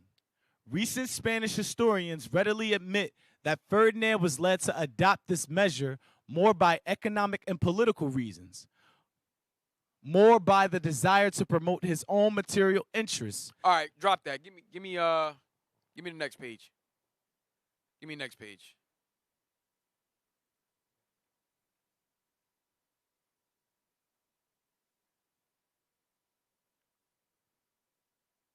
start at Let Us Return? Yes. So this is Babylon and Timbuktu. Okay, Babylon and Timbuktu by Rudolph R. Windsor. Another good brother scholar. Okay, very good book. Very good book. Very informative. All right. I suggest all y'all get this book. All right, read on. Read this. Let us return now to the Jews of San Tome Island. Scholars are uncertain concerning the exact numbers of Jews deported to this island. It is certain that the number lies in the thousands and perhaps the tens of thousands. Continuous research is needed in African Hebrew history, especially in the excavation of ruined Hebrew cities of Africa. So remember in the book Critical Review, we read that we were sent to the island of St. Thomas, which is San Tome Island, same island. All right, the Portuguese Jews, okay, we were known that they called us the Black Portuguese. Okay, we were sent to the island, so that's what he's referring to. Read. When this gigantic work is completed, I believe the evidence will reveal information that will amaze humanity. It is my sincere belief that a greater number of black Jews were deported to the western coast of Africa than is admitted by some writers. Read. By the edict of King Manoel of Portugal in 1496, banishing the Jews from Portugal, all Jews were to be out of Portugal by October 1497. However, considering this matter, he decided to Christianize the Jews, fearing the loss of a valuable population. He wanted the continued use of their knowledge and services. He concluded that the only way the Jews could be tolerated in his country was to force them into the Christian faith. Read. In March 1497, a command was proclaimed throughout Portugal. Now, going back to they wanted to Christianize us.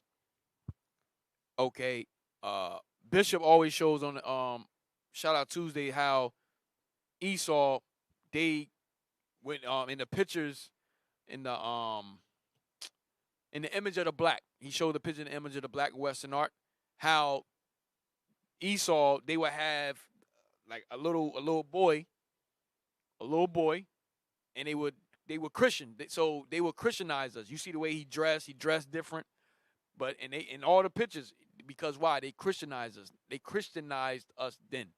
All right? And they would take our younger children. They would take our children. They would get rid of the adults, and they would raise up the children. All right? Why? Because it's easier to get to the mind of the children. So they raise up the children, and they would have us as slaves, but they would be Christianized. Go ahead. In March 1497, a command was proclaimed throughout Portugal for all Hebrew children between 4 and 14 years of age to be brought for baptism. There you go. All right, so that's what Bishop always shows in the image of the black in Western art. He showed the pictures of us now being Christianized as slaves. All right, go ahead. All parents who did not bring their children voluntarily had their children taken away violently by the officials and forced into baptism. Why? Why do they want the children so? Because it's easier to get into the minds of the children. It's easier to mold them. Read. Cecil Roth writes, scenes of indescribable horror were witnessed as they were torn away by the royal bailiffs. The latter did not obey their instructions too closely, frequently seizing young people of both sexes up to the age of 20. In many cases, parents smothered their offspring in their farewell embrace. In others, they threw them into wells in order to save them from the disgrace of apostasy. Damn. And then killed themselves. Why? Because we did not want our children in the hands of Esau. We did not want our children in the hands of Esau. Now, today, we give our hands into the hands of Esau today, willingly. Go ahead. Sometimes even old men were dragged to the churches and forcibly baptized by overzealous fanatics. Horrendous conditions like these, and much worse, compelled many Jews to escape secretly out of the country. These black Jews went to Portuguese colonial possessions in Western Africa. Remember that the Portuguese colonies in Western Africa were Guinea, San Tome Island. So Guinea, San Tome Island, go ahead. Senegal, Angola, and a few islands near the African coast. During the persecutions of Portugal, thousands of Jews left the country. The Jews were leaving the country in such large numbers that in 1499 and 1531, the kings published a decree forbidding the new Christians, black Jews, from leaving Portugal without special permits. At this time, many Jews became Christians out of fear. Many of them were known as secret Jews. So at this time, we became Christians out of fear, though. All right, and we were known, and many of us was known as secret Jews. Go ahead. Practicing Judaism in secret under the guise of Christianity. Why? Because of the Inquisition. Because of the Inquisition. So we practice Judaism in secret. Go ahead. Some writers call these Jews nominal Christians, Jews who are Christians in name only, but practice Judaism in secret. Read. In spite of all the prejudices against the black Jews of Portugal, they excelled in all the trades, skills, professions, and businesses. The wealth of the Jews was tremendous. Portugal is a small country about the size of the state of Florida. Nevertheless, in the year 1610, the Jews alone were worth 80 million ducats. That's gold. Go ahead. The Jews dominated commerce and the export trade. Read. So naturally, the black Jew would engage in commerce and trade in many parts of Africa after they had fled from Portugal. Right. So what happened? We was worth a lot. We was wealthy over in Spain and Portugal. All right. So we took that wealth with us. Well, I'm not gonna say we took it with us because we were being sold in slavery and so forth and so on. All right. But during that time in Portugal, that's why he didn't want us to leave. That's why King what's his name? Manoah. He did not want us to leave. He started creating special permits because look how much we was worth. We was bringing wealth to Portugal and Spain at the time. All right. So from there, give me, read that. This is my last page. I'm gonna shut it down after this. The black Jews of Angola. In the country called the Gabon near the Congo. Gabon. Gabon, excuse me. Called the Gabon near the Congo. Go ahead. There were black Jews known as the Mavumbu. Go ahead. Some writers called them by various names such as the Mavambo, Maryamba, Mayumba, and Mavumbu. Right. So this is us in Angola, long ago, around the coast. Remember, it said that the black Portuguese, we went over there. All right. And we was already, and it says that you had some of us that was there already. All right. Go ahead. Abbé Proyert, a French writer, says that these Jews held the coast of Luango. You see that? So we held the coast of Luango. Go ahead. Between the Congo River and Rio Muni in Gabon. Gabon. Read. In 1776, their country began about 60 miles from the coast and extended north from the Congo about 200 miles. In appearance, these black Jews are hardly distinguishable from the other Africans. It has been reported that these Jews practice some divination and magic like native Africans. Right. Why? Because we mixed amongst them. Give me Psalms 106 and 35. Give me Psalm 106 and 35. Psalm chapter 106, verse 35. Verse 34. But they did not destroy the nations concerning whom the Lord commanded them, but were mingled among the heathen and learned their works. So we were mingled among Ham down in Africa, and guess what? We learned their works. Read on.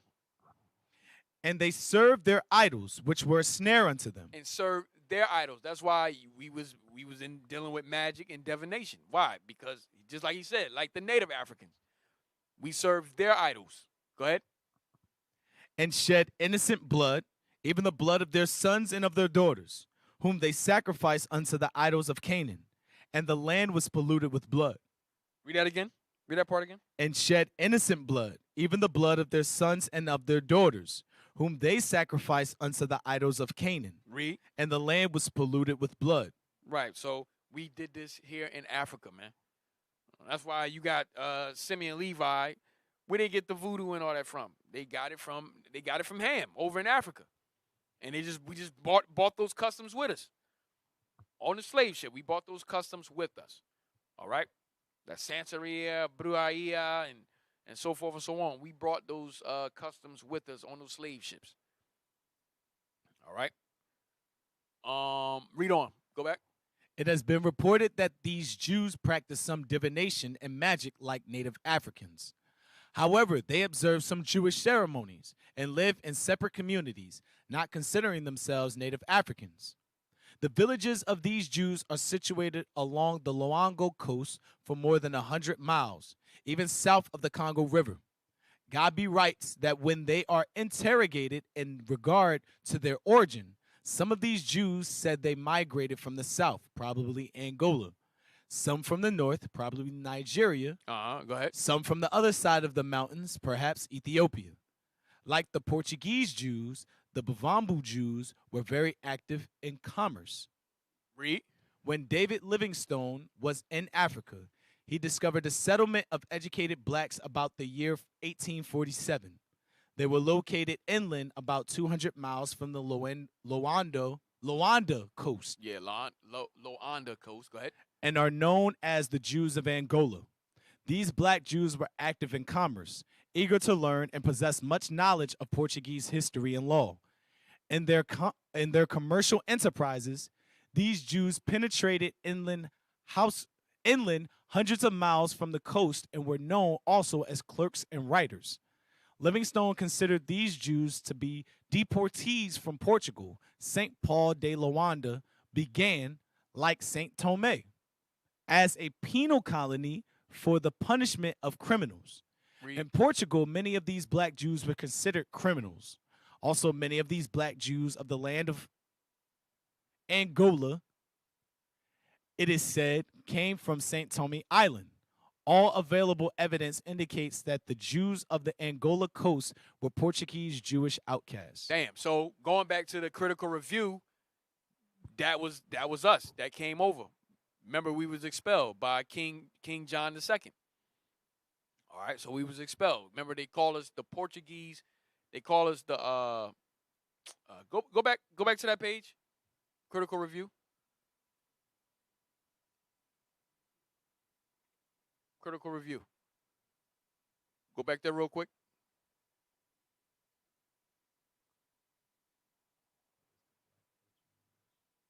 Right.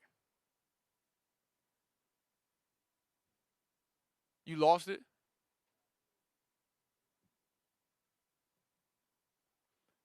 Y'all didn't save it in the files? You should have cataloged that.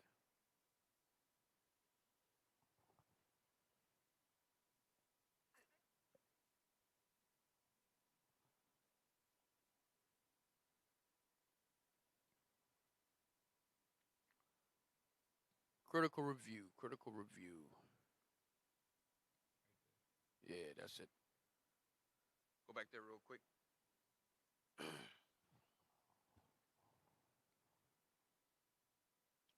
Blow it up. Almost done. Almost done, Israel. Blow it up.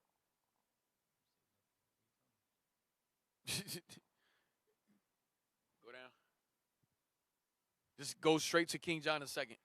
King John II in 1492 expelled all the Jews to the island of St. Thomas, which had been discovered in 1471, and to other Portuguese settlements on the continent of Africa. You see that? So he expelled us. Remember, he expelled us. He expelled all the Jews to the island of St. Thomas. He expelled all the Jews to the island of St. Thomas. Go ahead. And from these banished Jews, the black Portuguese. And from these banished Jews, go ahead. The black Portuguese, as they are called. And these banished Jews are called the black Portuguese now. Go ahead. And the Jews in Luango. And the Jews in Luango. Who are despised even by the very Negroes, are descended. Right. Same people. Okay. But I wanted to recap on the fact that what? We were expelled to the island of St. Thomas. So that's what Rudolph R. Windsor is going into right now. All right. So I just wanted to cross-reference and link it up. Now go back. Go back to Babylon Timbuktu. And let's finish it up.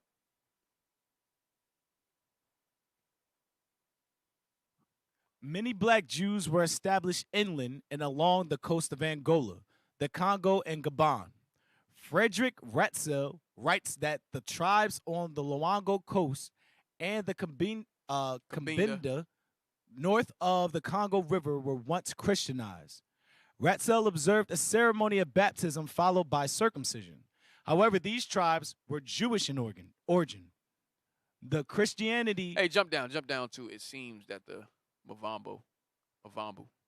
It seems that the Mavambo may be the remnant of a much more numerous Judaism that was vigorously assailed by Portuguese missionaries. The Abbey Proyart records that nominal Christians, secret Jews, once numbered hundreds of thousands. Whenever the Jews were in Spain, Portugal, or their colonial possessions, they disguised themselves as Christians in outward form. Why? Because we were being persecuted. Remember, the Inquisition, there was telltale signs that we were keeping God's laws. All right? So there were telltale signs that we were keeping God's laws. So what happened? We became Christianized outwardly and trying to keep God's laws inwardly. So we wouldn't get put to death. Go ahead. But practiced Judaism in secret. Many of these new Christians knew Christian rites better than the old white Christians. Right. So we were called new Christians. Okay, they referred to as new Christians. Go ahead. In the year 1547, the papal office authorized the establishment of the system of the Inquisition in Portugal. So there was a Spanish Inquisition. Then now we go to Portugal. There's a Portugal Inquisition. It always followed us. We wasn't escaping it. Go ahead. The word Inquisition means inquiry or investigation. Read. The Inquisition consisted of a tribunal of religious judges. Its purpose was to investigate and purge out heretical Christians, persons who questioned certain Christian principles. Although some white Portuguese Christians suffered at the hands of the Inquisition. So the purpose was to investigate and purge out heretical Christians. So they say that was a disguise. That was a disguise to come at us. So it says to purge out heretical Christians, persons who question certain Christian principles. Go ahead. Although some white Portuguese Christians suffered at the hands of the Inquisition, this system was mainly directed against the new Christians, the secret black Jews. You see that? That's how Esau always starts it off. Like today, they start off with the extremism with Esau. But the guys is to come after who? Us. Doing the same thing. Read it again. Although some white Portuguese Christians suffered at the hands of the Inquisition, this system was mainly directed against the new Christians, the secret black Jews. Read. The Inquisitions were persistent, gruesome, and ruthless in the totality of their procedures. You see that? So they were ruthless, man. They was killing us, burning us at the stake, torturing us, whatever, for keeping God's laws, okay? We read about the Spanish Inquisition. Now this is the Portuguese Inquisition. Go ahead. They interfered in the private affairs of individuals. They intimidated and coerced individuals to inform on their neighbors. Yo, COINTELPRO, man. COINTELPRO. Go ahead. They employed a wide variety of continuous horrendous tortures. You see that? So they tortured us. Go ahead. Including public shows of burning human beings at the stake. Damn, sounds like Nero. But this is the Spanish Inquisition. What's going on? Same thing. Go ahead. And in order to satisfy their desires for the punishment of heretics, they sought out not only the living, but also the dead. Damn, they was trying to kill. They was trying to get the. They was trying to burn the dead. They didn't care. Listen, if you was dead, you was getting tortured. You dead already. They torturing you. Yo, get that nigga and pick him back up and put him back on the. He keeping God's laws even though he dead, so kill him again. These people crazy, man. Perpetual hatred. I don't know. What you want with a dead body? Oh, snap. Oh, go ahead. Go ahead. I'm sorry. Garcia de Orta, a Jew of Portugal, was discovered to have been a secret Jew. Yo, get him out the grave. He keeping the Sabbath. Don't make no damn shit. Yo, it don't make no sense. Yo, this is crazy, man. Go ahead. His body was dug up out of his grave. Look, okay, yo, read it from the top again. Read it from the top. Garcia de Orta, a Jew of Portugal, was discovered to have been a secret Jew. His body was dug up out of his grave and burned by the Inquisition. Yo, they burned him. Yo, you can't make this up. Perpetual hatred, man. Yo, they would go to extremes. These people are violent, man. They killing us and we dead already. Go ahead. In another case, a Jewish woman by the name of Elvira del Campo was indicted. So these are some victims of us that was keeping the law secretly. Okay, that the Inquisition found out, even though we were dead already. They went to the grave. Go ahead. Was indicted and tortured for 2 years in order to elicit a confession from her. So they tortured this sister for 2 years to get a confession out of her. Go ahead. The charges against her were not eating pork and wait, hold on. Listen to the charges. Listen to the charges. This is, this is stuff that, this is keeping God's laws here. Go ahead. The charges against her were not eating pork. Not eating pork. And putting on clean linen on Saturdays. We put on clean clothes on the Sabbaths. Go ahead. According to this woman, these charges were not heretical practices. She wanted to be clean, and pork made her sick. Right. So her excuse was, look, I want to be clean, and pork made me sick. What are you talking about? Are y'all serious? Go ahead. Whenever the Christian Jews could escape from Spain and Portugal beyond the reach of the Inquisition, they threw off the guise of Christianity and practiced Judaism openly. So whenever we escaped and got up out of there, we stopped the Christianity BS and went back to keeping God's laws openly. Go ahead. As they did in Turkey. However, so that's no different today than you going to work and hiding your fringes. You understand? You going to work in your everyday life. You go when you go outside, you hide your fringes. Right? You hide your fringes, you tuck them in. You tuck them in or whatever. But then when you get home, you got your fringes back out when you get home. This is what we was doing. But once we got away from being tortured and so forth and so on, then we went back openly and practiced keeping God's laws openly once again. But look, the same thing gonna happen again. Some of us gonna get offended. Once all this start going down again, some of us gonna get offended and gonna do the same thing. Try to keep God's laws secretly and hide when we go out. Look, you don't want to be seen with your fringes or anything like that.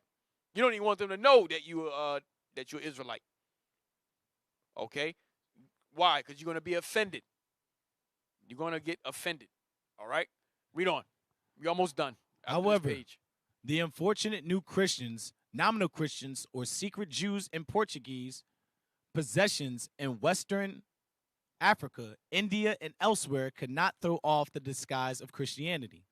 The Inquisition even dispatched its inquisitorial agents to the Canary Islands, Madeira, Guinea. So the Inquisition, they dispatched and they followed us. Remember, we escaped so we can practice openly, but they even followed us, man. They dispatched them to Canary Islands. Go ahead. Madeira. Guinea. Go ahead. India. South America. Go ahead. San Tome. Read. And Angola in order to search out secret Jews. Damn. So they followed us. So even if you think you escaping and getting away, they coming for you. Read. From 1561 to 1623, about 3,800 individuals were tried. Many of them were Christian Jews of San Tome Island. They were charged with maintaining Jewish principles. Cecil Roth wrote that Christian Jews immigrated to the Portuguese colony of Angola in West Africa, where agents of the Inquisition were sent to hunt them out in 1626. Damn. Can't make this up, man. Go ahead. Now we can understand why writers like Frederick Retzel considered the tribes along the Luango and Cabinda coasts Christians. These Jews had to maintain a Christian guise, and particularly so in the particularly so in the presence of white people. Any European could have been an agent of the Inquisition. You see that? So any European could have been an agent of the Inquisition. All right. So we showing you, brought it up to the Spanish, brought it up to us when we got into Spain, and how the same turn of events happened to us. Okay, like in all our captivities. Why? Because the same people ruling over us. So you think it ain't gonna happen again? Same thing's gonna happen again here in America. Okay. All right. And with that, I'm gonna end it there. I'm gonna end it there. All right. And with that, so I hope y'all got something out of the class. All right. Like the leadership always say, like Bishop always say, study, pray, and apply. All right. Okay, let's make sure we read now 4 chapters a day, praying 3 times a day. Okay. All right, let's prepare ourselves for what's to come, man. Let's prepare our spirits for what's to come. All right. And with that, I'm going to say shalom. Shalom.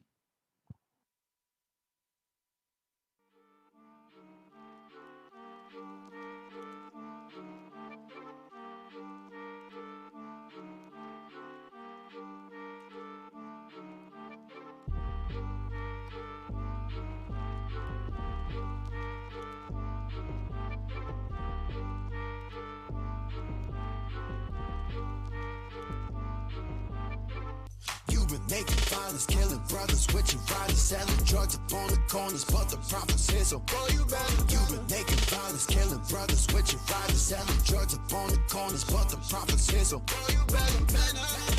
Yeah. Cause the profits hitting now. Yeah. You better man up. Hey, bring that out. Cause the profits hitting now. Good. That's right. See, hanging